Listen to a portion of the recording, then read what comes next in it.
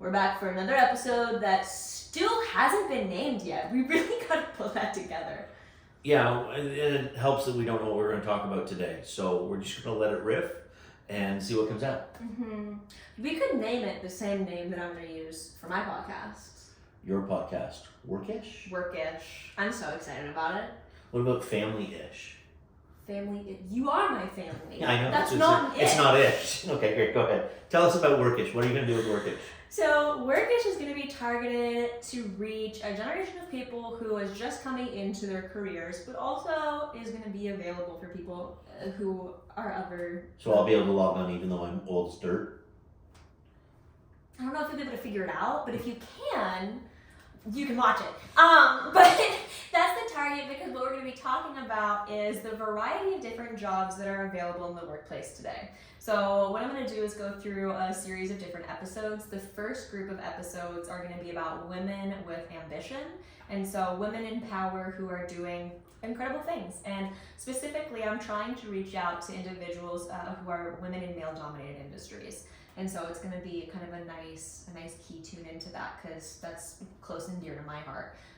But really the goal is to help open up windows and see the different kinds of opportunities that are available to them for people who are just starting their careers. There's so many different career paths.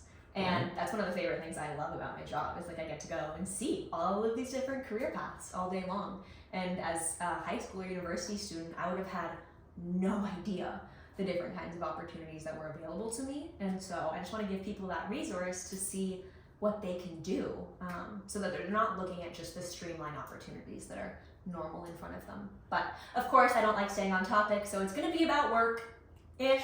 And if we flow into other topics, that would be great too. Well, I think that sounds pretty exciting. I think that the one significant difference between that and this is because you're doing that by yourself. It'll happen regularly. It'll happen on time. It'll be consistent. It'll happen on schedule. It'll probably have better quality. There'll be a thread that brings one comment to the next. It'll have its own name. Mm-hmm. So I'll look for it coming to you soon. Workish. I'm super excited about it. Should be fun. Yeah. So if the whole point behind Workish is actually talking about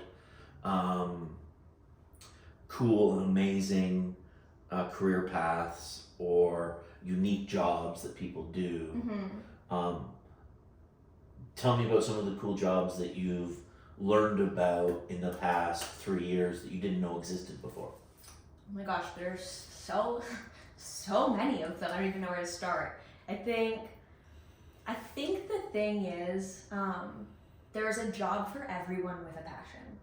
And if you don't care what kinds of money you make, you can choose to do quite literally anything for work. There's obviously some requirements there that for work you want to pursue, but really, like, anything can be a job. Like last week, I went in and walked upon a industrial sew shop for parachute jumpers. If you're super excited about jumping out of planes and you love sewing, go sew some parachutes. Like, that's such a niche individual thing that I never would have thought about. Or we have drivers who show up to farms and get out of their trucks and catch chickens.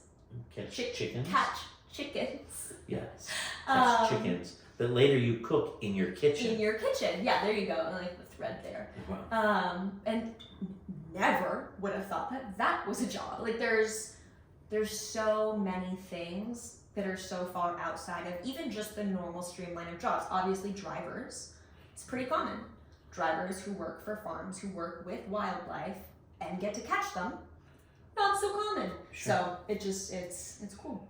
Sure. Yeah, I think that's definitely one of the things that I love about being a staffing agency owner is I get to know people in a lot of different aspects of life that do very different things, and I help them either reorient their career and find transferable skills out of a job that nobody knows exists and move it to something more mainline, or help someone who's had a fairly mainline career find something a little more unique that they can do, and how to transfer those skills as a bookkeeper or an admin person or a truck driver, and how to articulate a vision for something different that starts as uses that as a building block to build on top of. Absolutely. I think that's why staffing agencies are so valuable. They offer you resources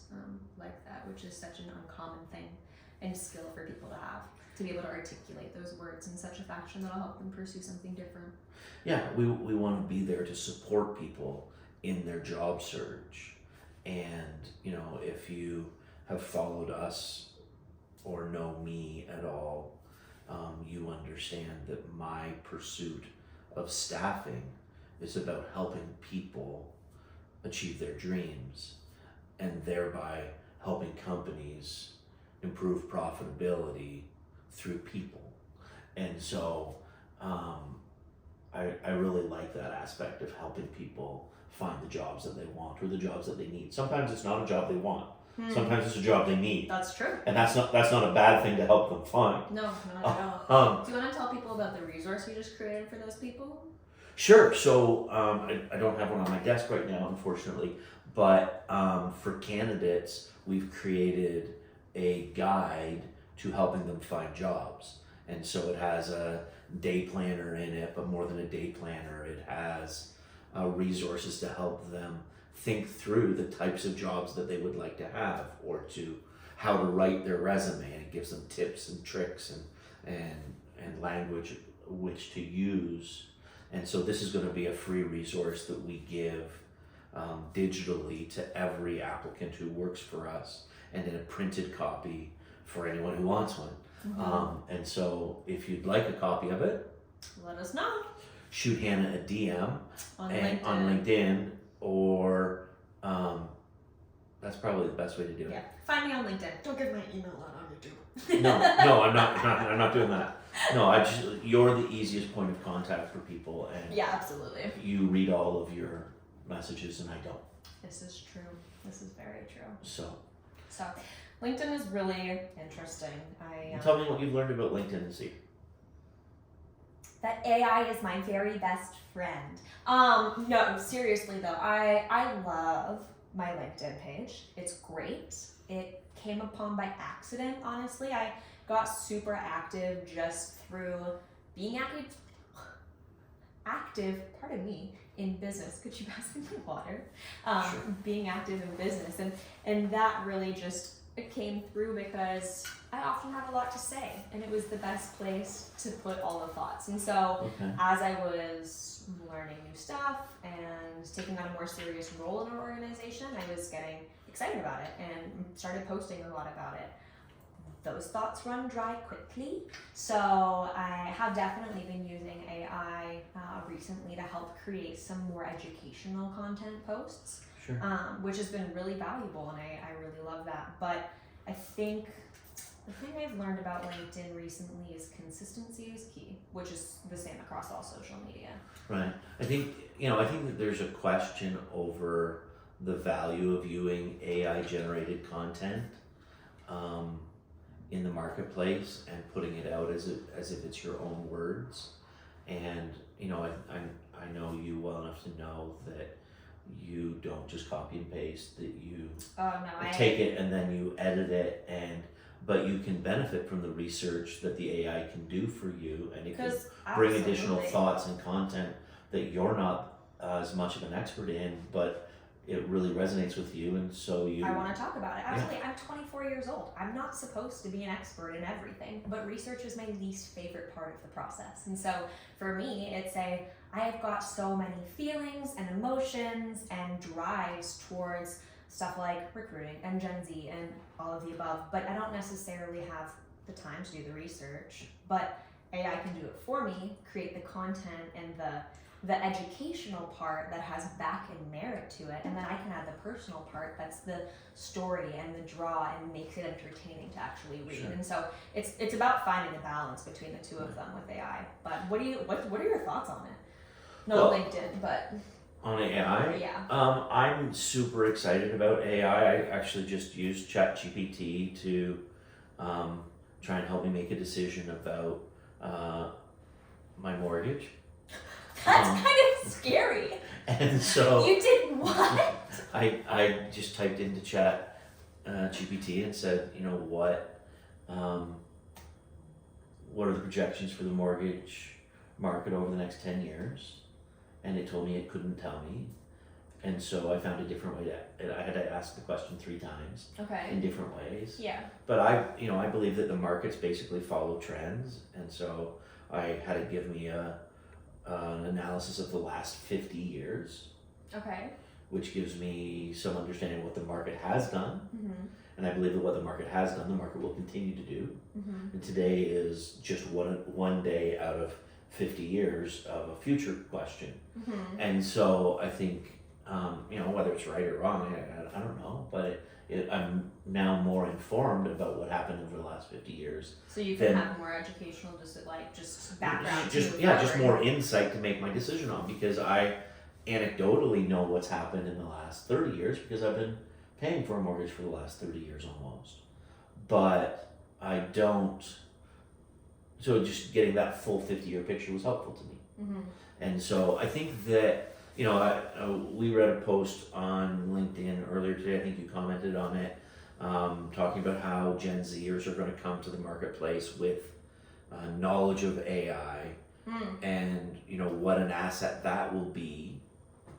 And, I snidely said to you, if in high school and college I used AI to cheat on my essays and have AI create my essays for me, does that make me a better employee? And the truth is, it probably does. Oh my gosh. And I'm sorry, from a work hard, tell the truth, finish the job guy, it's That's brutal. Oh my goodness. but You're not wrong. knowing You how. might not be right. Sometimes being right isn't always being right. But I think the reality is having the knowledge to use the tool to help create something, whether it's knowledge base or doing the research for you in a more efficient means, or creating content that you can adapt and make your own. I think that people that know how to do that are genuinely bring a talent to the table that most people don't have. So you're talking about using resources that are available to you better than other people around you. That's not the same as cheating. It's not wrong to come to the table with a skill and have a resource like AI and an understanding of how to use it properly to move forward with yourself. However, cheating and using AI and creating bad habits around that does not make you a better employee, in my personal opinion. And I would agree, creating bad habits that are dependent on lazy tools is not good. Right. But and I just want to be careful how I say this, and I'm scared. some you should be. My ability to work a system is one of my best attributes as a business owner. Okay. And the first system that I learned to game was the education system. And I may have, from time to time, occasionally, thank you, Louise, used other people's answers as a means to an end. Okay, let me stop you there. Does learning how to balance the lines and game the system, for your term, make you a better employee or employer?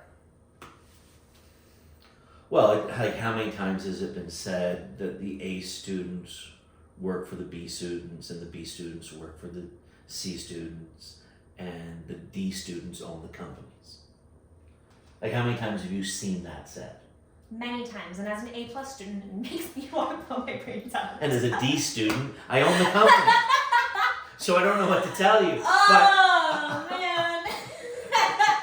And I work for you. Let me just walk myself to the door. So I think the reality is that you had a way of succeeding in life that was rule-based and inside the system, and it was successful for you, and you've done really well at it, and it's actually set you up for success in your career. It really has. I had a struggle in my life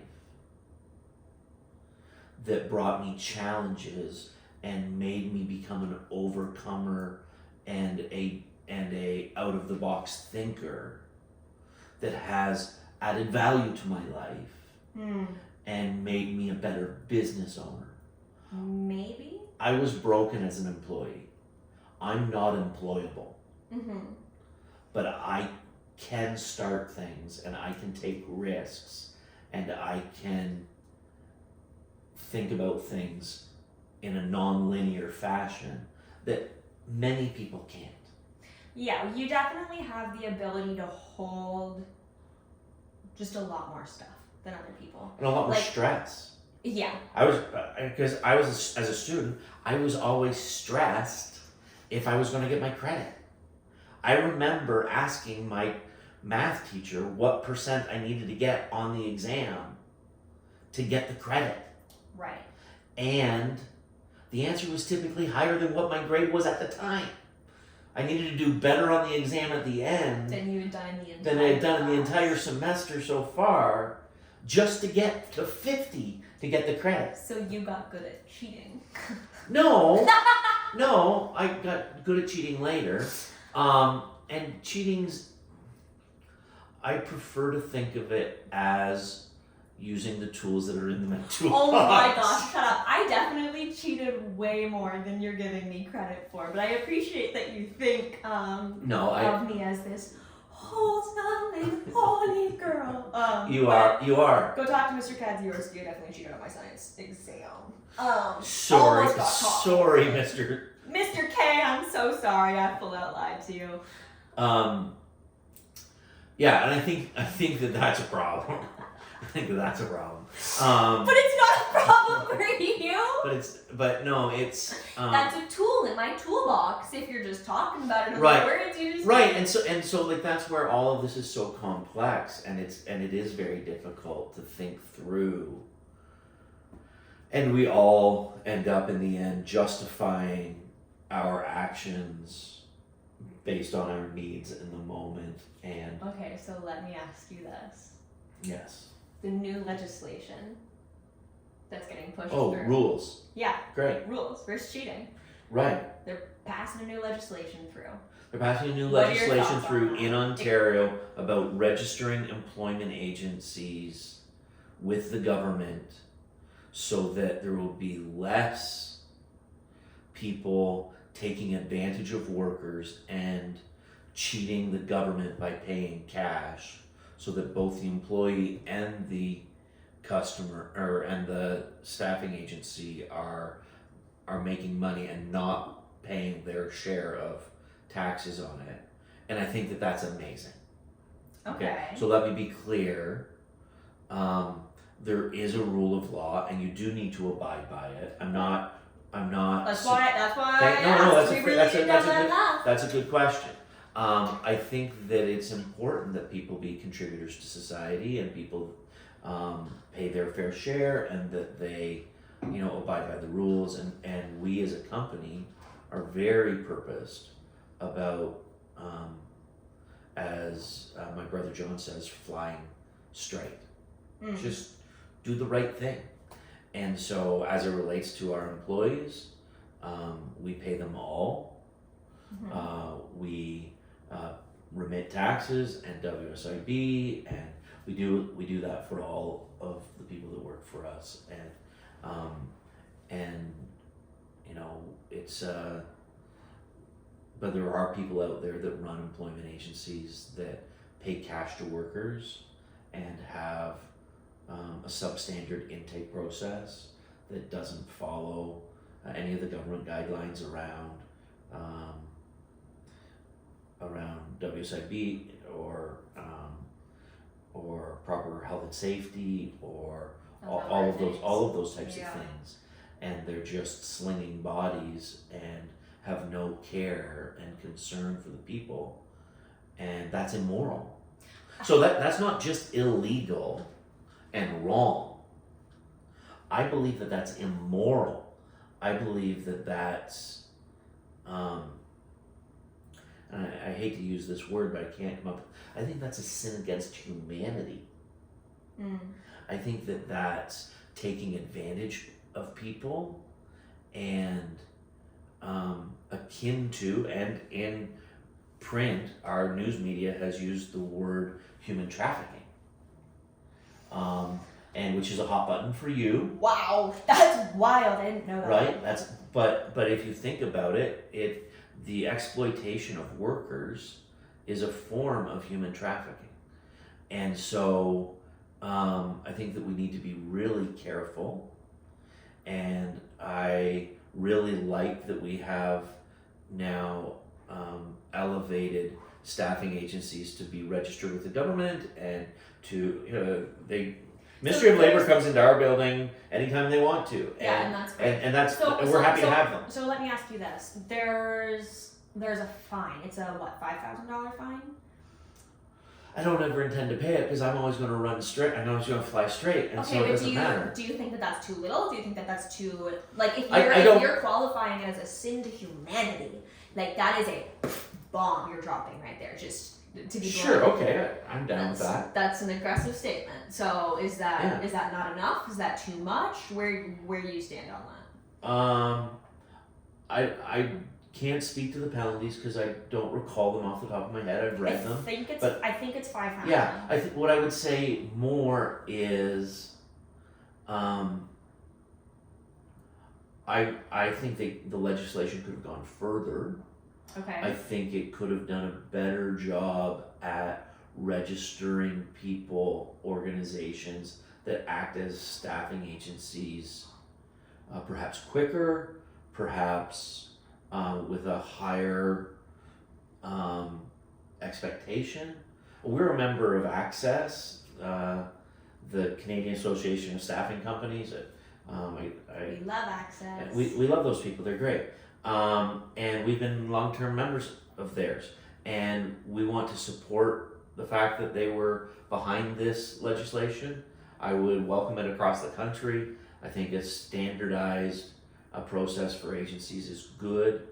I would think that the penalties, in order for it to be effective, the penalties need to be crippling to the agencies that are not abiding by them, and they need to be punitive. Wow, that's a strong word, Dave. Really. You've used a couple of those. That's a big statement, but I would say that it needs to be a massive disincentive to companies that are knowingly or ought to be knowingly, like they ought to have done enough due diligence to know that the agency is legit or not legit. Yeah. And so and let me tell you, if you're paying a 10% markup for a driver, not legit. 20% markup, not legit. Okay. Like the cost of doing business is, expensive right now. It is increasing like everything else. It is. Sure. Sorry, I cut you off. Yeah, no, it's just like people, if you're choosing to use an agency and you're paying a markup over wages that is not equal to the employer burdens related to those wages, you know. But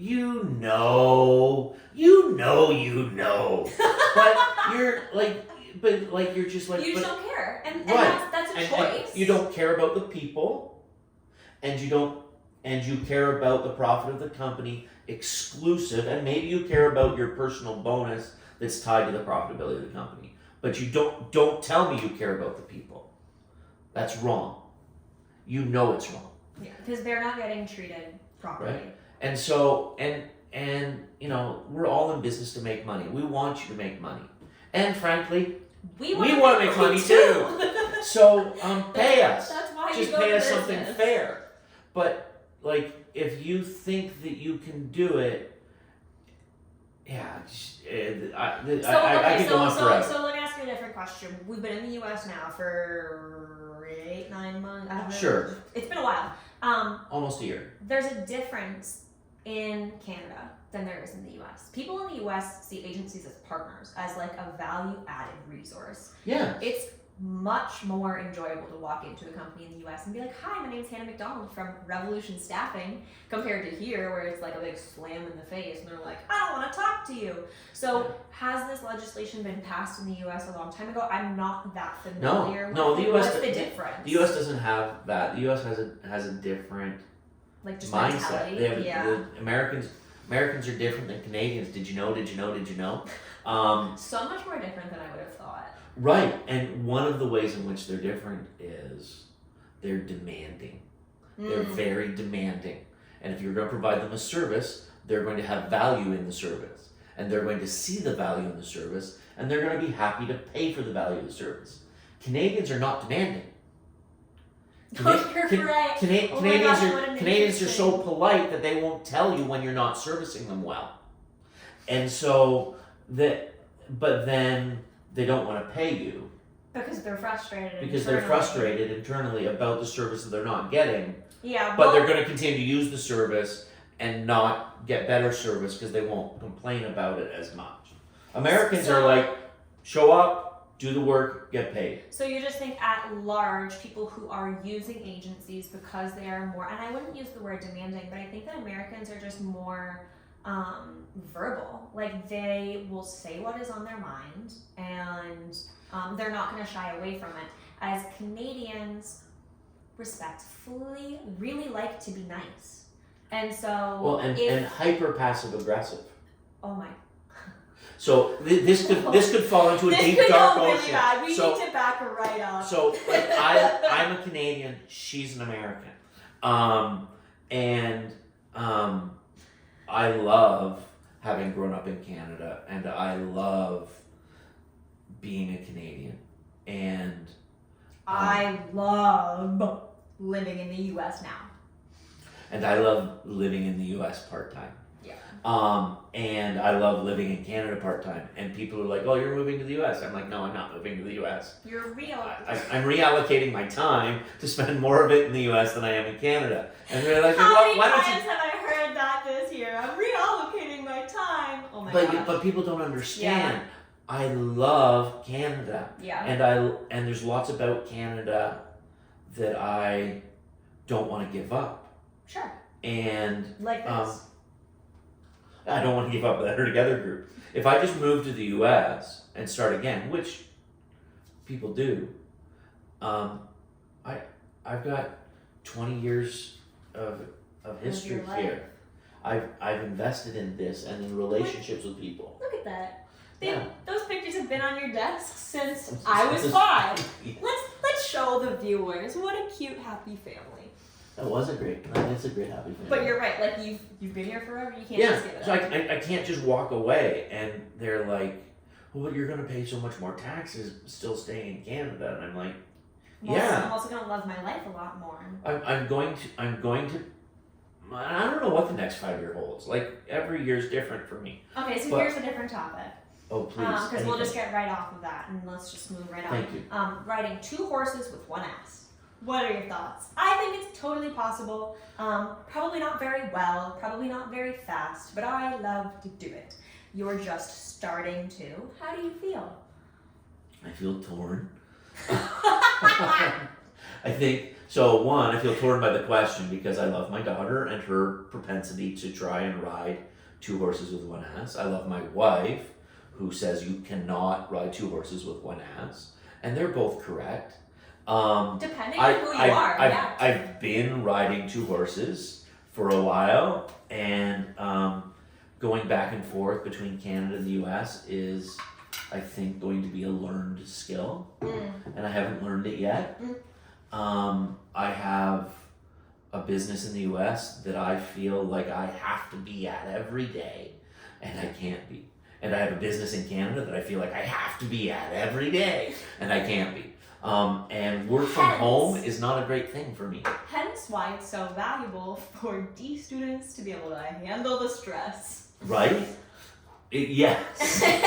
Yes. And I create most of my stress I've created myself. And so like I hope people don't That's think a that valuable statement. I don't complain about my stress very much. I hope not. But yeah, like buying a home in Florida when I was more than 50 years old Was a bold move. not recommended for everyone. Definitely not for everyone. But perfect for me. And I'm excited about the future. I'm really excited. Every time, and like we have family in the US, I'm pre-buying the house there. I was in the US 4, 5, 6 times a year. Mm-hmm. Now I hope to be there every month. Mm-hmm. And I hope to be here every month. And that's the challenge. But I would say that every time I would drive into Chicago, I would if I drove 294, I'd drive by the big UPS facility. I'm like, oh man, we could staff that place. I just know we could. Driving into Madison, Wisconsin, I'd drive by different companies that I had worked at as a 20-something. I'd be like, oh man, we could do staffing here. Every time I talk to Oh, that's kind of cute. Every Throwing time- it back to the alma mater. right, I'm so like, You're I'm so cheesy. It's I'm bad. pathetic. Yeah, I am. I'm a romantic at heart. Don't tell my wife because I don't buy flowers that much. But Oh my I gosh. Last honey, night, don't watch this. we'll end this on a funny note. Last night, you say, and you're like, you have to text me when you get your hair cut because I'm not going to know. Reminded me so desperately of when I used to text you, be like, Mom did the flowers, like you need to give her a compliment.